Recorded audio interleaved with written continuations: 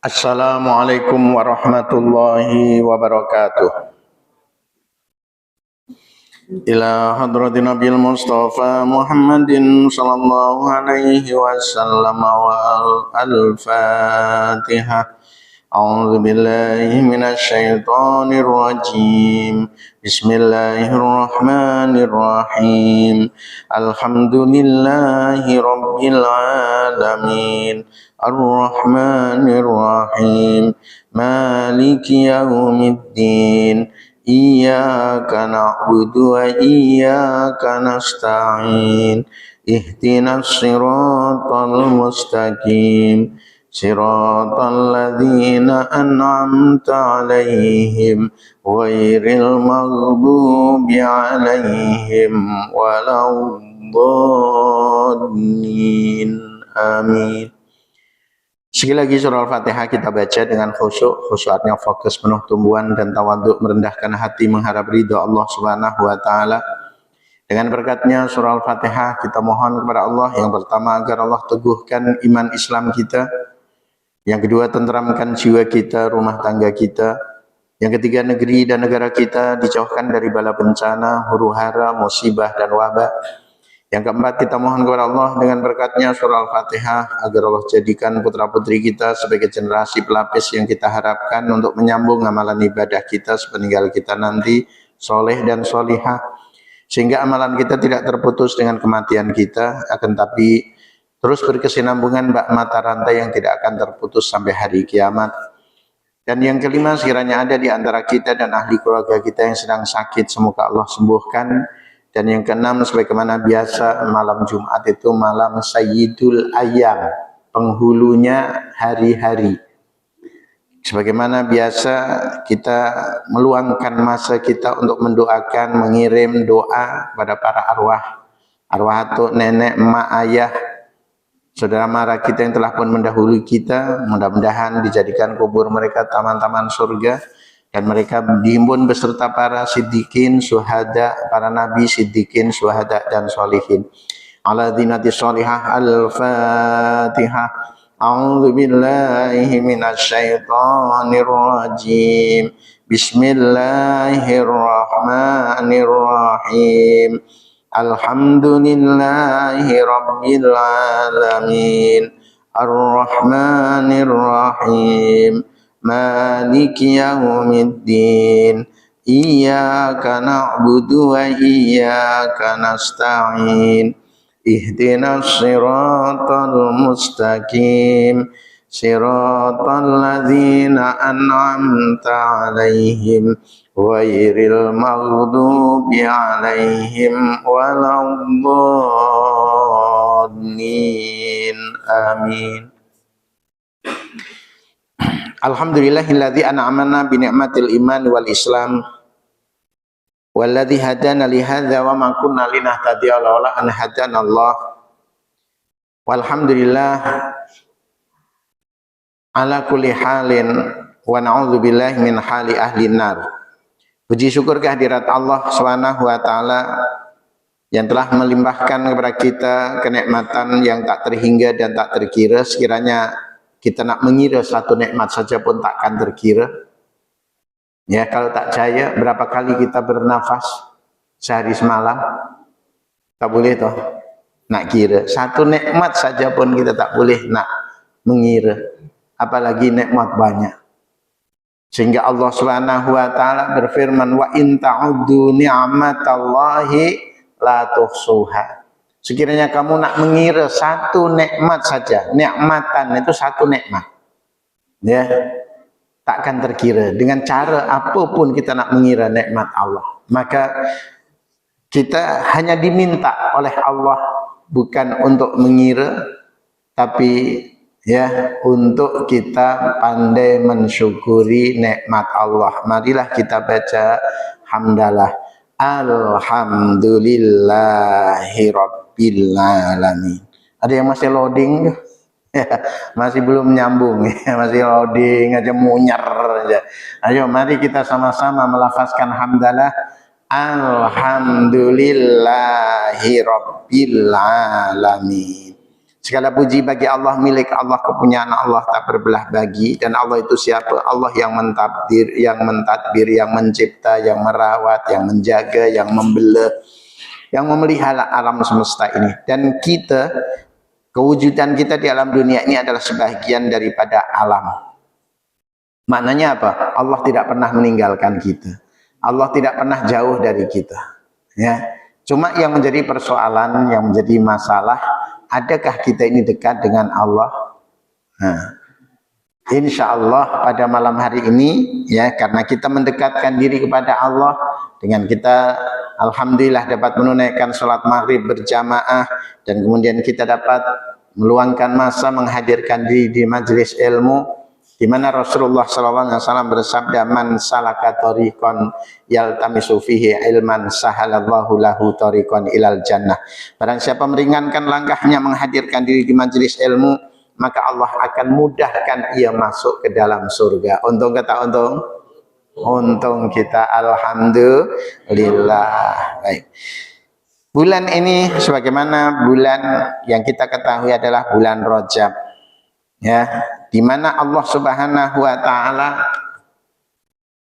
menentukan sejak zaman azali lagi.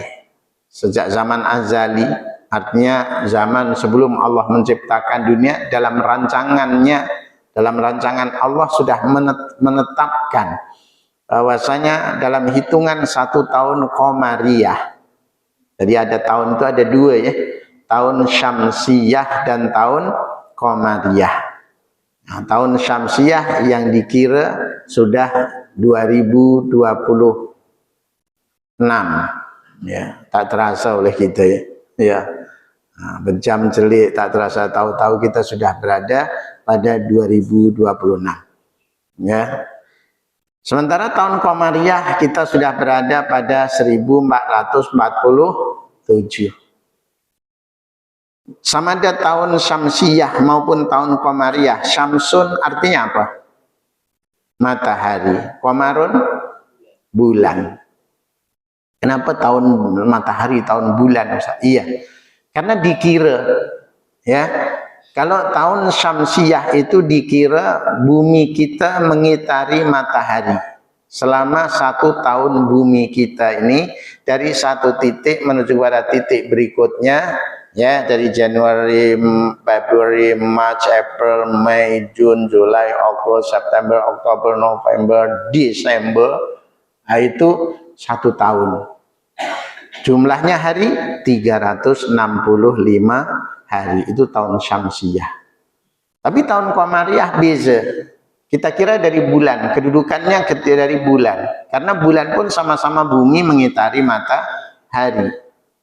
Kalau sekiranya kita duduk kat bulan sana, ya, ada yang nak duduk kat bulan sana, pindah sana, bumi udah pengap lah, ya, lepas itu aku nak pindah kat bulan. Ketika kita perjalanan bulan sana dalam hitungan 1 tahun bulan, 1 tahun Qamariyah adalah mulai dari Muharram, ya. Lepas Muharram apa? Hah? Lu kan tak hafal toh. Lepas Muharram, Safar. Safar, lepas Safar, hah? Rabiul Awal, Rabiul Awal. Lepas itu Rabiul Akhir. Lepas itu Jumadil Awal. Lepas itu Jumadil Akhir. Lepas itu Rajab. Ya, sekarang ini bulan Rajab ini bulan yang dipilih oleh Allah Subhanahu wa taala. Inna iddatash syuhuri 'indallahi 12 syahran fi kitabillah yauma khalaqas samawati wal ard minha arba'atun hurum dzalikad dinul qayyim fala tadhlimu fihinna anfusakum. Al-ayah. Al-ayah itu sampai kepada akhir ayat. Ya. Sesungguhnya Allah mempunyai hitungan 1 bulan, 1 tahun semenjak Allah ciptakan langit dan bumi ditentukan 12 bulan. Dari 12 bulan itu Allah pilih 4 bulan yang mulia-mulia. Ya. 4 bulan yang mulia itu bulan apa? Bulan? Ya, bulan apa? Cabutan bertuah malam ini. Bulan 1 Muharram. Ya. Sekarang bulan Rajab bulan berapa? 7. 1, 7. Lepas itu yang 2 bulan Zulqa'dah. Zulqa'dah itu bulan berapa? Hah? Lo kok mikir? Zulqa'dah bulan berapa? Bulan 11. Zulhijjah. Ya sudah tentu selepas bulan 11 ya 12 saatnya. Jadi pilihan Allah bulan yang dimuliakan oleh Allah 1, 7, 11, 12. Yaitu Muharram, Rajab, Zulqa'dah dan Zulhijjah. Nah, itu kenapa? Kena tahu itu, kena paham itu kita sebagai orang Islam. Bulan-bulan yang dimuliakan oleh Allah ada berapa? 4. Bulan apa saja? Ya kita kena tahu, kena paham. Bulan 4 itu yang dipilih oleh Allah arba'atun hurum. Dzalikad dinul qayyim. Inilah agama yang lurus. Ya. Islam sebagai agama kita mengakui bulan-bulan yang dipilih oleh Allah, bulan mulia adalah 4. Yaitu bulan 1, bulan 7, bulan 11, bulan 12. Ya. Awas jangan sampai pula nak tikam nombor 4 digit ini. 1, 7, 11, 12. Ya. Jadi 4 bulan yang mulia-mulia itu. Jadi bulan Muharram telah pun berlalu meninggalkan kita tahun ini. Sekarang bulan 7 kita masih diberi kesempatan oleh Allah peluang emas yang Allah anugerahkan kepada kita, yaitu bulan Rajab. Allah memuliakan bulan Rajab ini dengan peristiwa Isra dan Mi'raj. Ya, malam ini berapa hari bulan? Malam ini 15 loh. Hah? Oh, tak betul itu. 20 malam 26. Malam 26, besok malam 27. Ya. Nah, kita malam 26. Ya. Bulan Rajab. Allah Subhanahu wa taala muliakan dengan peristiwa bersejarah, dan itu merupakan satu mukjizat dari mukjizat junjungan besar kita Muhammad sallallahu alaihi wasallam, yaitu peristiwa Isra dan Mi'raj. Nah, itu kena kita paham. Sehingga ketika kita memuliakan bulan ini, jangan sampai kita mudah terpengaruh dengan pahaman yang bercanggah dengan akidah Ahlussunnah wal Jamaah. Apa itu memperingati peristiwa Isra Mi'raj? Bid'ah, dhalalah, sesat. Ya, Nabi tak buat, sahabat tak buat. Lepas itu kita pula mengada-ngada, ya, buat Isra Mi'raj. Jangan sampai kita mudah goyah. Kalau kita memang kosong, tak ada panduan, itu bahayanya. Ketika kita hanya belajar dengan Mbah Google, ya, Kiai Google, Ustadz Google, maka kita akan mudah tergoyah, akhirnya kita confused. Iya ya, di zaman Nabi tak ada. Ya, zaman Nabi tak ada peringatan Isra Mi'raj. Kemudian dikatakan bid'ah. Barang siapa man ahdasa, dia keluar hadis juga itu. Man ahdasa fi amrina ma laisa lahu minni fahuwa raddun. Ya, barang siapa mengada-ngada, ya, artinya menciptakan suatu ajaran yang baru, yang tidak datang dari Rasulnya, ya, maka dia tertolak. Maka dia tertolak, tak diterima oleh Allah. Dan itu namanya bid'ah. Kullu bid'atin dhalalah. Semua yang bid'ah adalah sesat.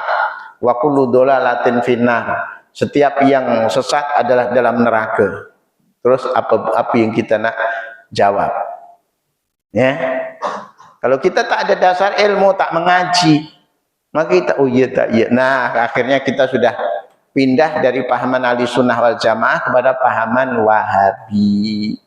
Ya, nah, inilah zaman sekarang, zaman akhir, zaman full dengan fitnah. Ya, kanan, kiri, depan, belakang, kita sudah dikelilingi oleh fitnah. Fitnah hidup, fitnah mati, fitnah Masihid Dajjal. Yang mana Rasulullah SAW sudah memprediksi, sudah memberitahukan kepada kita, sayati zamanun ala ummati, di akhir zaman nanti suatu ketika akan datang menimpa umatku. Ya, mereka nak berpegang teguh kepada agama Allah itu bukan main panas, seperti mana memegang bara api. Api panas ke tak panas? Panas, dipegang. Siapa yang sanggup memegang api? Ya, campak. Nak dicampak, nak dipegang panas, nak dicampak, ini agama, merupakan cara hidup.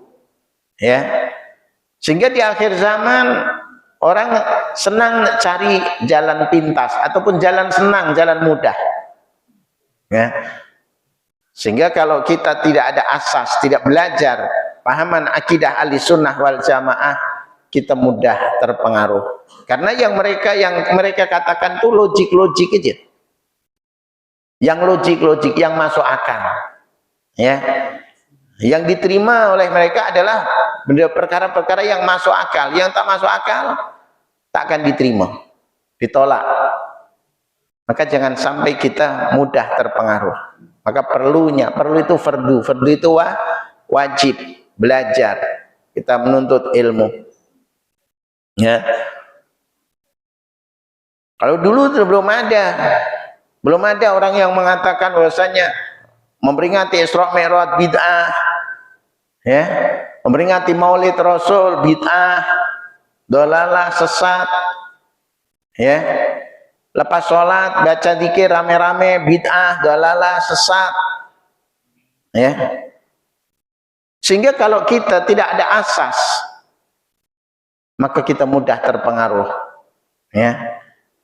Lepas sholat, zikir beramai-ramai. Memang di zaman Nabi ada ke? Tak ada, Ustaz. Dia tak pernah baca hadis, macam mana nak tahu nak ada tak ada?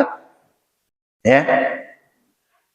Dalam riwayat hadis, para sahabat Rasulullah SAW ada yang dari jauh datang ke Madinah, ke Masjid Nabawi, ya. Kemudian tandanya kalau Rasulullah itu sudah usai sholat ataupun belum, maka Rasulullah SAW menukar posisi yang tadinya menghadap ke Ka'bah, menghadap ke arah Masjidil Haram, lepas itu menghadap ke arah jamaah. Dalam riwayat yang lain menghadap ke arah, ya, miring ataupun menghadap ke arah sebelah kanan, ya. Dalam satu riwayat lain menghadap kepada jamaah. Sehingga sahabat-sahabat yang datang dari jauh itu sudah tahu, oh, dah sholat. Coba kalau Rasulullah tidak merubah posisi, tetap juga menghadap ke arah kiblat, maka sudah barang tentu yang baru datang terus langsung sholat, Allahu Akbar, dia duduk masbuk. Sholat udah habis lah. Ya, sehingga untuk memberitahukan bahwasanya sholat itu sudah selesai, sudah usai, maka Rasul menghadap ke arah para jamaah dan membaca kalimat-kalimat zikir, kalimat-kalimat tahlil. Di antaranya yang selalu kita baca, yang sering kita baca. Para tok-tok guru, para alim ulama sejak zaman dulu kala, ya, lepas sholat saja kita pun membaca la ilaha illallah wahdahu la syarikalah lahul mulku wa lahul hamdu yuhyi wa yumit wa huwa ala kulli syai'in qadir. Kalau dulu-dulu belum ada yang mengusik ini bid'ah, ini sesat, belum ada, ikut aja beratus tahun bahkan ribuan tahun. Karena Islam datang masuk ke Asia Tenggara ataupun masuk ke Nusantara ini, ya, menurut sejarah Kalau kita pergi ke ini daerah Sumatera Aceh sana, di sana ada kawasan namanya Baros, ya, ataupun Perlak, Kerajaan Perlak. Itu tahun 700 tahun 700 ya, 700 Hijriah itu sudah ada yang masuk Islam, ya, yang membawa ajaran Islam ke Aceh. Bahkan ada sejarah yang mengatakan lebih jauh daripada itu. Bahkan zaman sahabat pun sudah ada yang sampai ke Aceh, ke Perlak itu. Sehingga dia menuju ke negeri Cina, ya, semenjak Rasulullah SAW ya berdakwah ataupun Rasulullah SAW menyampaikan haji wida, khutbah wada, ya, artinya tahun ke-10 Hijriah kan. Tahun ke-10 Hijriah Nabi SAW menyampaikan khutbah wada ataupun khutbah wida, khutbah pamitan, kan disebut wada ataupun wida, artinya penyudah, pamitan. Setelah tahun itu Rasul tidak lagi menunaikan ibadah haji ataupun tidak lagi menyampaikan khutbahnya. Maka khutbah wida di hadapan 124.000 sahabat, laki, perempuan, tua, muda, ya, kaya, miskin, Arab dan luar Arab, semua berhimpun mendengarkan apa yang disampaikan oleh junjungan besar kita Muhammad SAW. Dan setiap kali Rasul menyampaikan suatu wasiat, merupakan satu wasiat yang terakhir, maka disebut khutbah wida ataupun khutbah wada, khutbah yang penyudah. Macam kalau kita ziarah ke Makkah, ziarah ke Madinah, kalau ziarah ke Makkah, nak meninggalkan Makkah namanya tawaf wida. Kalau ziarah kepada Nabi, ziarah wida, ya. Kemudian kita melambaikan tangan kita kepada Rasulullah SAW. Al-wida ya Rasulullah, al-wida ya Habiballah. Selamat tinggal wahai Rasul Allah, selamat tinggal wahai kekasih Allah. Namanya wida.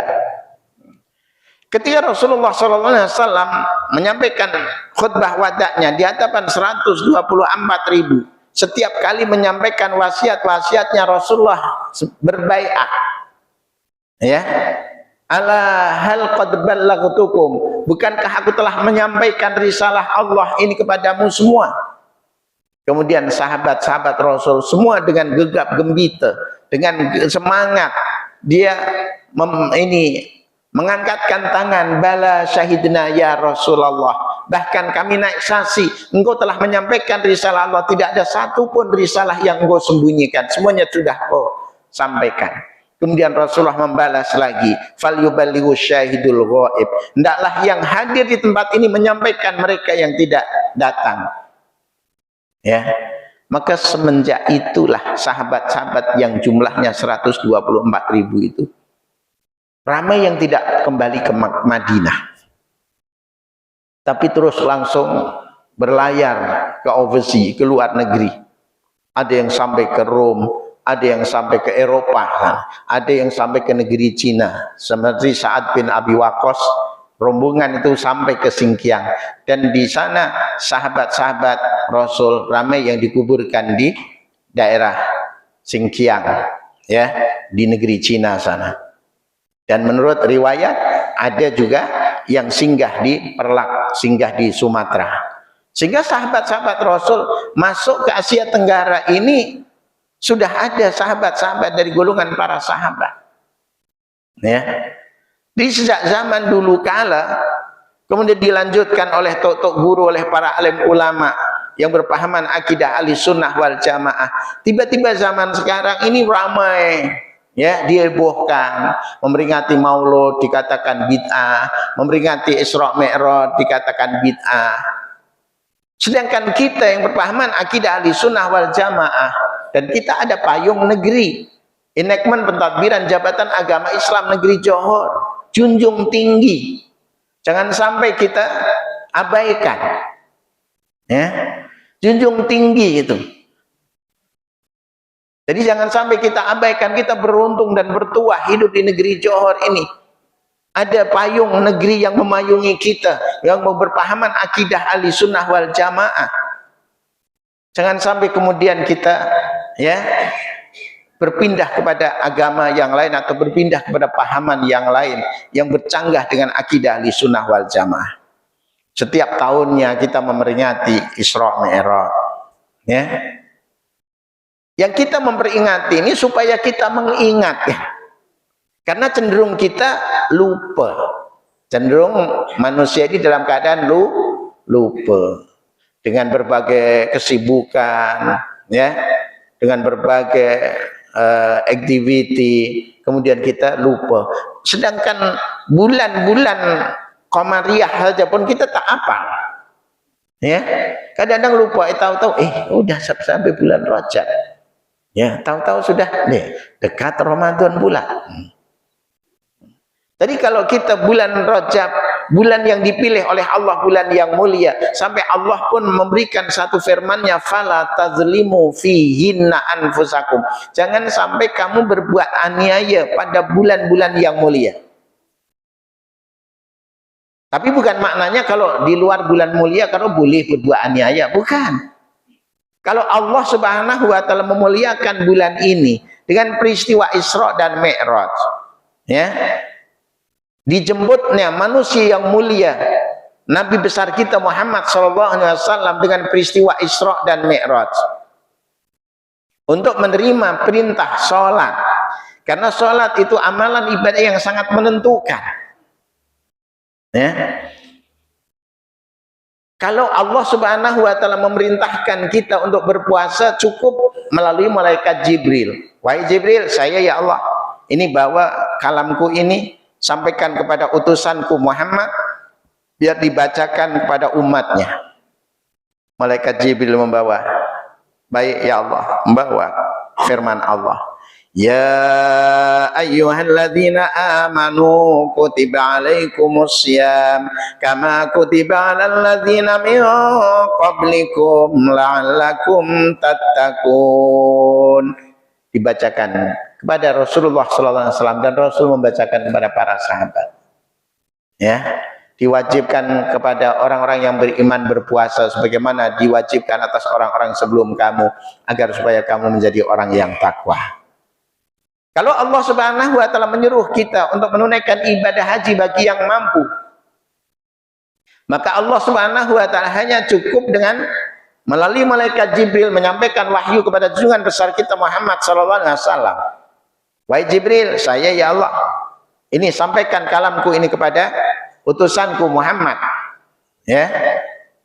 Maka datanglah malaikat Jibril membawa firman Allah, walillahi 'alan nasi hajjul baiti man istata'a ilaihi sabila. Dan karena Allah wajib ke atas manusia menunaikan ibadah haji, berkunjung ke Mekah bagi sesiapa yang mampu. Tapi ketika Allah Subhanahu wa taala menyuruh kita untuk sholat, Allah tidak cukup untuk menyampaikan wahyunya melalui malaikat Jibril, tapi junjungan besar kita Muhammad sallallahu alaihi wasallam, manusia yang mulia pada bulan ini, penghujung bulan ini, bulan yang dipilih oleh Allah, bulan yang mulia, arba'atun hurum. Maka junjungan besar kita Muhammad sallallahu alaihi wasallam dijemput oleh Allah, didampingi oleh malaikat Jibril dalam sepanjang perjalanan, sehingga diabadikan peristiwa a'udzubillahi minasyaitonir rajim, subhanalladzi asra bi 'abdihi lailam minal masjidil harami ilal masjidil aqsa alladzi barakna haulahu linuriyahu min ayatina innahu huwas samiul basir. Maha suci zat yang telah memperjalankan. Allah Subhanahu wa taala mengabadikan peristiwa Isra dan Mi'raj. Ini peristiwa yang bersejarah dan ini peristiwa mukjizat, bukan peristiwa biasa. Sampai Allah Subhanahu wa taala mengabadikan dengan firman-Nya, subhanalladzi, bukan disebut nama Allah subhanallah alladzi asra, tidak, tapi subhanalladzi, dengan menyembunyikan lafal jalalah, lafal Allah, menunjukkan bahwasanya peristiwa Isra dan Mi'raj bukan Nabi berjalan, akan tapi peristiwa mukjizat, ya, yang tak boleh masuk ke dalam akal manusia. Maka kena paham, jangan sampai kita hanya logik-logik yang masuk akal aja, ya. Karena tidak setiap unsur agama itu yang masuk akal. Memang ad-dinu huwal akal. Agama itu adalah berakal. Laisa din liman la aqlalahu. Tidak termasuk orang yang beragama bagi orang yang tidak punya akal. Iya. Akan tapi tidak semua perkara-perkara dalam Islam itu masuk akal. Contohnya apa? Contohnya saja. Kalau kita ambil air wudhu, selepas itu kita terbatal. Ya, sama ada terkentut, kentut kecil atau kentut besar. Kentut kecil cuma sus gitu aja tak bunyi. Batal kan tidak? Batal. Tapi kenapa kemudian ambil air wudhu yang kita basuh muka dia? Ya, bukan yang kita basuh cuma bontotnya aja. Kalau nak masuk akal, nak logik-logik, ya, yang keluar angin dari bontot, ataupun yang keluar air kencing kan dari benda itu. Kenapa enggak tak cukup dibasuh benda itu? Lepas itu sholat lagi. Kenapa ambil air wudhu lagi? Ya, itu kan hanya tidak masuk akal, tapi wajib diimani. Wajib diimani. Ya. Demikian juga peristiwa Isra dan Mi'raj tidak masuk akal. Dalam hitungan satu malam lailan, ya, boleh mencapai perjalanan yang begitu jauh dari Masjidil Haram ke Masjidil Aqsa. Masjidil Aqsa letaknya di Palestina, sedangkan Masjidil Haram di Mekah. Mekah menuju ke Palestina itu 1000 batu. Kalau orang-orang kafir Quraisy zaman dulu, dia berniaga, berjalan kaki ataupun naik unta ataupun naik kuda, naik keledai, memakan masa 1 bulan pergi, 1 bulan balik. Maknanya pergi balik memerlukan masa 2 bulan. Tapi ketika itu Rasulullah SAW mengkisahkan tentang peristiwa subhanalladzi asra bi'abdihi lailan, dalam 1 malam, itu pun bukan semalaman suntuk, tapi sebahagian daripada malam. Maka lailan dengan isim nakirah, ya, kalau al-lail bahasa Al-Quran, bahasa Arab, atau al-lail semalaman suntuk, ya, menggunakan alif lam dengan fathatain itu pun sudah berbeza. Kalau lailan itu sebahagian daripada malam, tapi kalau al-lail sepanjang malam. Tapi Allah Subhanahu wa ta'ala memperjalankan hambanya subhanalladzi, maha suci, karena perjalanan ini perjalanan yang sangat rahasia, ya. Saking rahasianya Allah memilih pada bulan ini, bulan yang penuh rahasia, dan perjalanan itu lailan, dia 1 malam, malam yang gelap gulita, 27 Rajab. Dalam hitungan bulan, ya, dalam hitungan bulan itu kalau 27, 28, 29 itu artinya, ya, saat-saat kawin. Ya, saat-saat apa? Kawin. Kalau kawin kan gelap-gelap toh. Bulan maksudnya kawin itu kawin apa? Kawin antara bulan dan matahari, ya, bulan dan bumi. Kita ini artinya ini 180 derajat tegak lurus, ya, sehingga bulan, sinar matahari tidak tembus ke bulan karena terhalang oleh bumi kita, ya. Dan juga bulan dalam keadaan gelap, karena dalam hitungan ini, hitungan bulan qamar, ya, bulan dengan bumi dan matahari ada kalanya kalau kita tengok separuh bulan, maka bulan purnama, disebutnya bulan purnama, disebut Badr, ya. Maka Badrun artinya bulan purnama. Sebagaimana yang kita pun baca berjanji, anta syamsun anta badrun anta nurun fauqa nuri anta iksiru wa ghali anta misbahus suduri. Kita memuji kepada Nabi besar kita Muhammad SAW. Anta syamsun, gobak matahari yang memancarkan sinarnya. Anta badrun, gobak bulan purnama yang menembusi kegelapan malam. Jadi Lailatul Badr itu 13, 14, 15. Ya, separuh bulan nampak penuh. Ya toh? Mulai dari 13, 14, 15. Maka setiap bulan purnama kita disunatkan untuk berpuasa. Itu untuk apa? Membekalkan imun dalam sel-sel tubuh kita. Maka siapa yang mendawamkan ibadah puasa sebulan 3 hari, 13, 14, 15 pada bulan-bulan purnama, tapi siang harinya bukan malam harinya. Ya, siang harinya ya berpuasa, itu akan membekalkan imun, menguatkan imun, daya jangkit terhadap penyakit kita ini makin kuat, ya. Maka itu kenapa ketika bulan purnama menyedut air yang ada di bulatan bumi, termasuklah air yang ada di dalam badan kita akan disedut oleh bulan. Maka ketika bulan-bulan purnama, kalau kita tidur, tekak kita kering, betul tidak? Ataupun terlepas pandang, ya, tekak kita kan kering, ya, karena disedut oleh bulan purnama. Dikala kita disedut, kemudian kita waktu siang harinya dalam keadaan puasa, itu akan membekalkan imun, ya. Walaupun kita tak mesti pergi ke hospital untuk telan pil apa namanya, ya, pil untuk memperkuat imun kita, antibiotik, ya. Tapi dengan puasa itu dapat membekalkan imun dalam badan kita semasa bulan purnama, karena semasa itu disedot, sehingga semua buah-buahan boleh masak karena disedot oleh bulan purnama.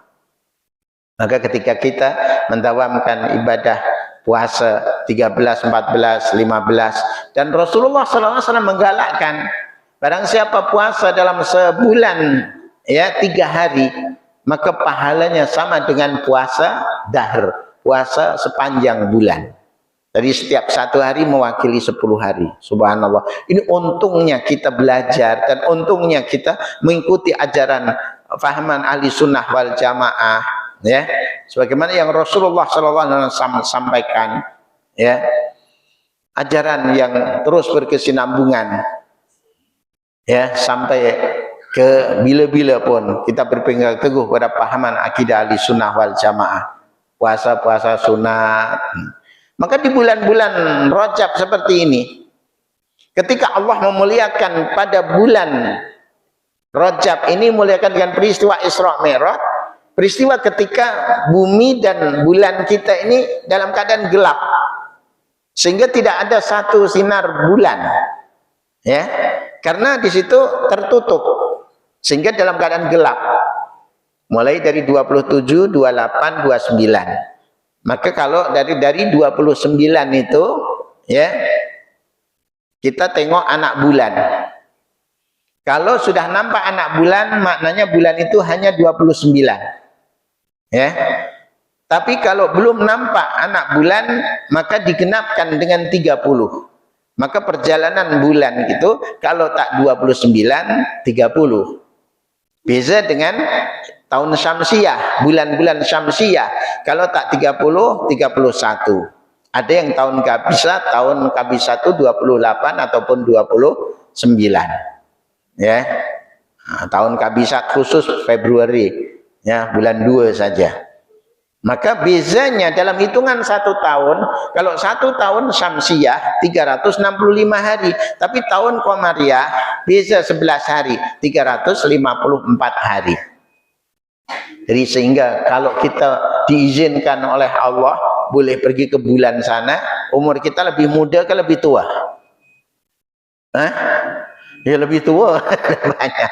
Kalau kita di planet bumi 60 tahun, di sana planet bumi sudah planet bulan sana sudah 65 ataupun 64 lebih. Ya. Artinya hitungannya makin banyak. Kalau hitungannya tentang awet muda terus pergi ke planet Pluto sana, jauh dari matahari. Mungkin kita yang umur 60 tahun baru umur 10 tahun.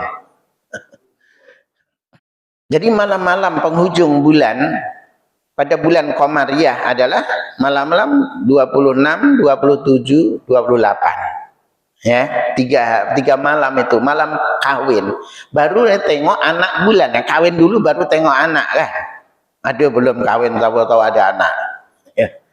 Matahari bulan pun juga semuanya itu, tak hanya manusia saja yang kawin, bukan binatang aja yang kawin. Ya. Semua. Subhanalladzi khalaqal azwaja kullaha.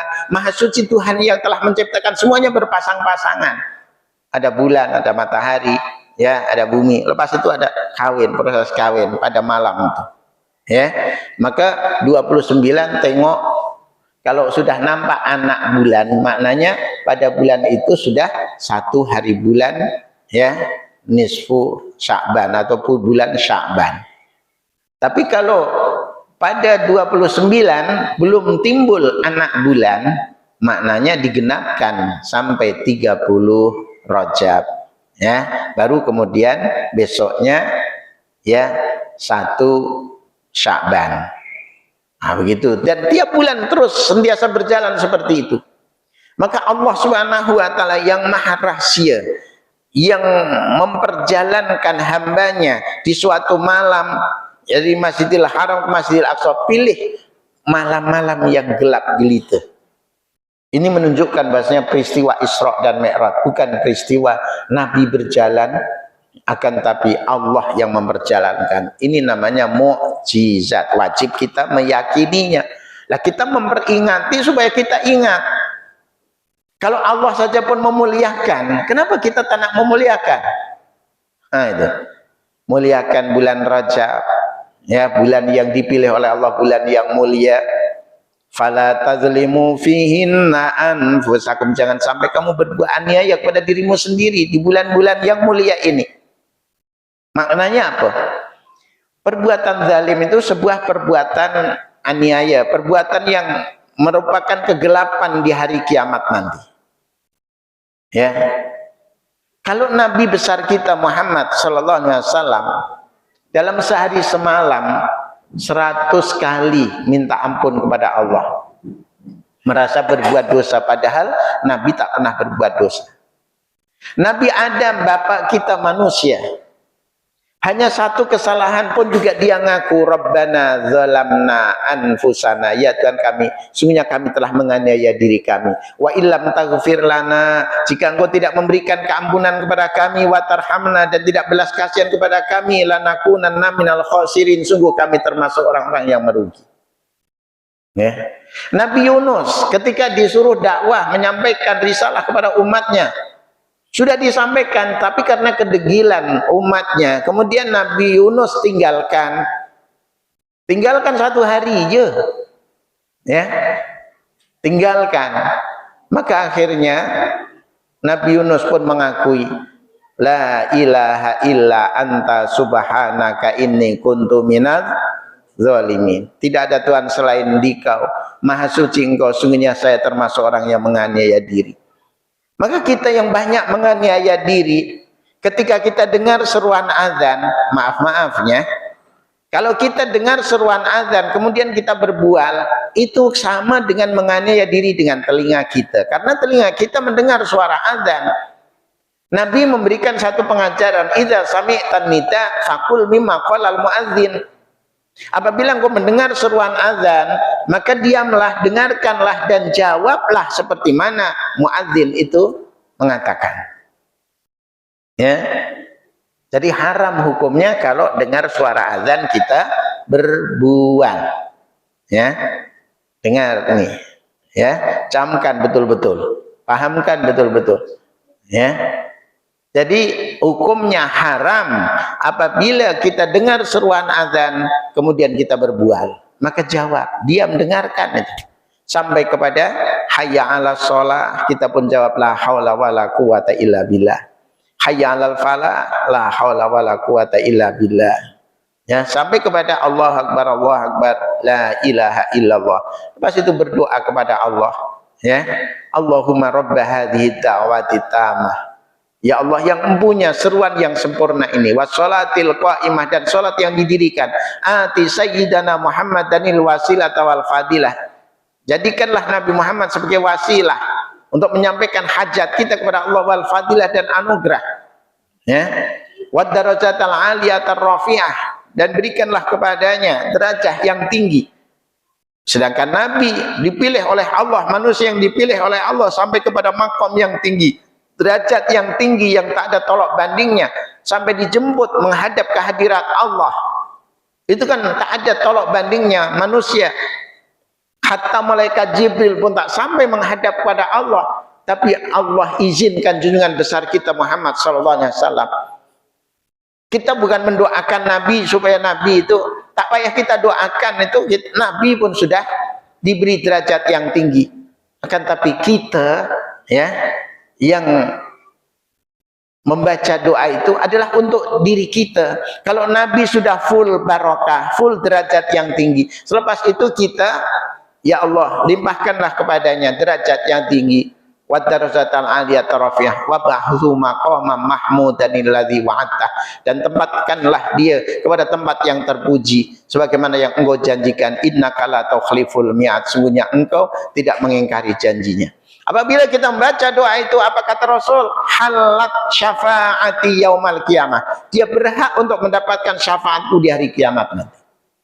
Maka sekali lagi, kalau ada dengar suara azan, diam dan jawab, ya, dan baca doa supaya kita berhak mendapatkan syafaat dari junjungan besar kita Muhammad sallallahu alaihi wasallam. Boleh ya, insyaallah.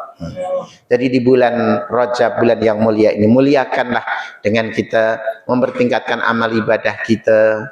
Dengan yang selama ini kalau kita berat sangat nak puasa, buatlah puasa-puasa sunat, ya, tinggal hanya beberapa hari saja kan. Nah, kalau kita yang selama ini berat nak bangun malam, latih diri bangun malam, sholat tahajud, sehingga nanti di bulan Ramadan yang tinggal hanya 34 hari saja, ya, kita sudah menjadi satu kebiasaan, sudah merasai kenikmatan bangun malam, sudah merasai kenikmatan, ya, menahan diri dengan berpuasa. Insyaallah, ya, apabila kita amalkan sunnah Rasulullah sallallahu alaihi wasallam. Karena itu Rasul pun mengajarkan doa, Allahumma barik lana fi Rajaba wa Sya'bana wa balighna Ramadan. Ya Allah, berkatilah kami di bulan Rajab ini dan bulan Sya'ban, dan sampaikan umur kami mendapati bulan Ramadan. Sehingga 3 bulan ini berturut-turut juga bulan-bulan istimewa. Bulan Rajab dimuliakan dengan peristiwa Isra Mi'raj. Kemudian bulan Sya'ban dimuliakan dengan nisfu Sya'ban. Dan bulan Ramadan, bulan yang penuh dengan barakah, diraikan dengan, ya, peristiwa Lailatul Qadar. Jadi apa yang kita sampaikan pada malam hari ini mudah-mudahan kita dapat mengambil iktibar dan mudah-mudahan bermanfaat khususnya bagi diri saya sendiri dan umumnya bagi para pendengar semua. Amin Allahumma amin. Mari kita baca ya Tawwab, ya Allah yang menerima tobat, tuba alaina, terimalah tobat kami, warhamna, kasihanilah kami, wangzur lana, pandanglah kami dengan kasih sayang. Ya Tawwab tub alaina, ya Tawwab tub alaina, warhamna wanzur ilaina warhamna wanzur ilaina qad kafani ilmu rabbi min su'ali wa ikhtiyari fadu'ai wa batihali syahidun li biftiqari ya tawwab tub alaina ya tawwab tub alaina warhamna wanzur ilaina warhamna wanzur ilaina ya ilahi wa maliki